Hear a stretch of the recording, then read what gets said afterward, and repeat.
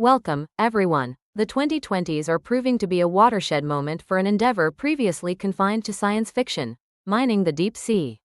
As our demand for critical minerals like cobalt, nickel, and copper skyrockets, particularly for green technologies like electric vehicle batteries and solar panels, eyes are turning to the ocean depths. These abyssal plains, thousands of meters below the surface, hold vast reserves of polymetallic nodules and cobalt-rich crusts. This isn't just about scarcity on land. It's also about resource security, as current terrestrial supplies are often geographically concentrated, creating supply chain vulnerabilities. But reaching these resources is an immense engineering feat. Imagine operating machinery in complete darkness, under crushing pressures, in corrosive saltwater, all remotely.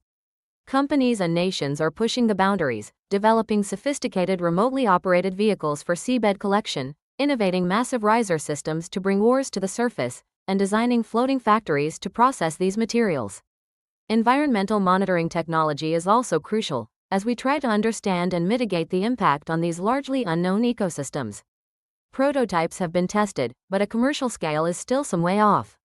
Beyond the engineering, the geopolitical currents are equally turbulent.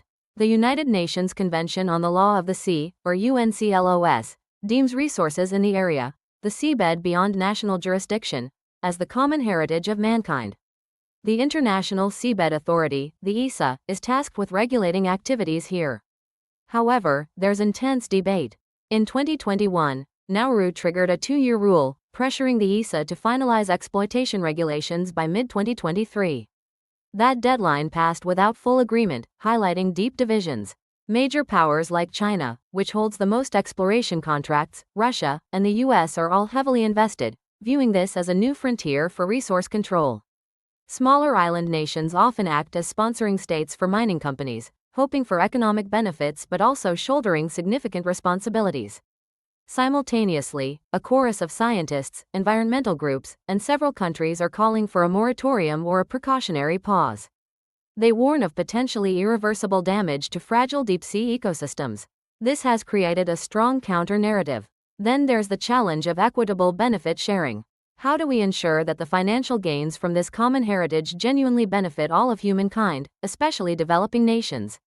With no comprehensive exploitation code yet, regulatory uncertainty looms large for investors and operators alike.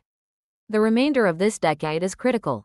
Will we successfully develop the governance and technology to access these minerals responsibly? Or will the pursuit of resources lead to irreparable harm to our planet's last frontier? The decisions we make now will echo for generations, shaping both the health of our oceans and the future of global resource management. Balancing mineral needs with marine protection requires unprecedented cooperation and ethical grounding. Thanks for tuning in.